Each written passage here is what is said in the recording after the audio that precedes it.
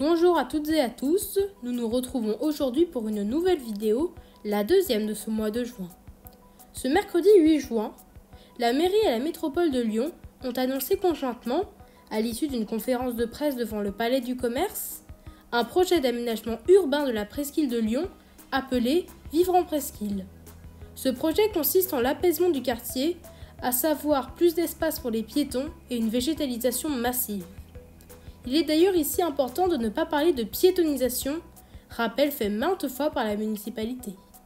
Deux scénarios sont proposés. Lequel est le meilleur pour la presqu'île ?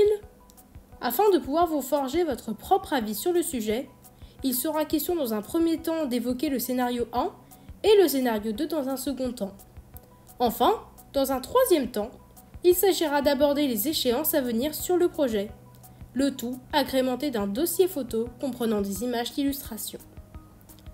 Tout d'abord, le premier scénario est celui impliquant le moins de modifications dans le tissu urbain de la presqu'île. Le choix de ce dernier provoquerait toutefois deux changements majeurs. La rue du Président Édouard Herriot serait végétalisée en pleine terre grâce à la suppression des stationnements et de la voie dédiée aux bus et vélos.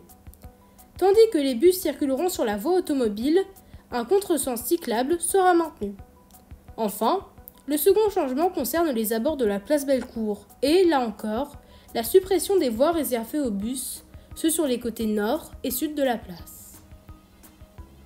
Ensuite, le second scénario est, de facto, le plus conséquent en termes de nouveautés. En plus de la rue du Président Édouard Herriot et de la place Bellecour, deux autres lieux subiront des changements majeurs.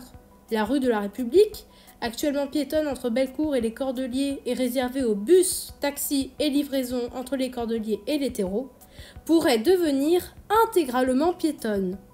Le deuxième lieu concerné est la rue Grenette, qui serait dans ce second scénario fermée à la circulation automobile dite de transit.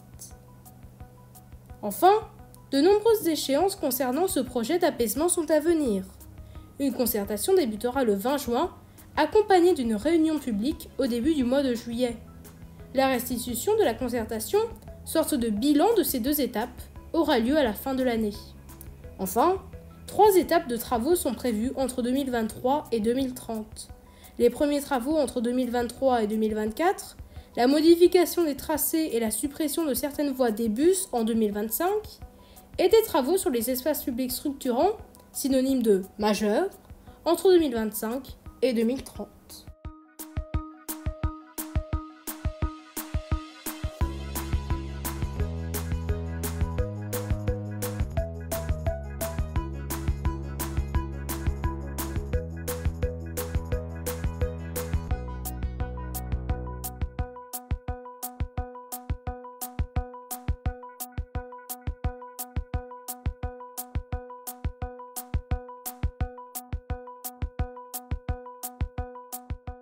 Pour conclure, voici les sources ayant contribué à la réalisation de cette vidéo.